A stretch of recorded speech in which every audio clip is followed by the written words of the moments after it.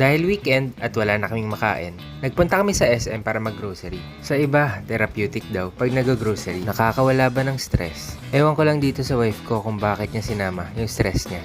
Nag-crave kami for shabu-shabu. Sabi ko, hanap tayo ng good items. Meron ding promo sa hipon, mas mura pag walang ulo. Binulungan ko pagkakulang, pugutan niyo tong mga katabi. Cheers! Tumingin na rin ako ng mga pambaon ng bata sa school. Kaso wala pa nga pala akong anak. Yeah.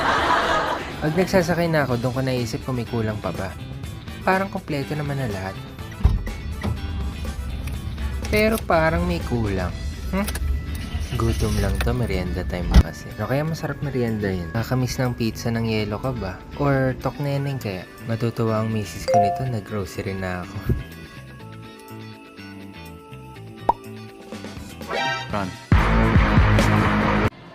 Asa na yun?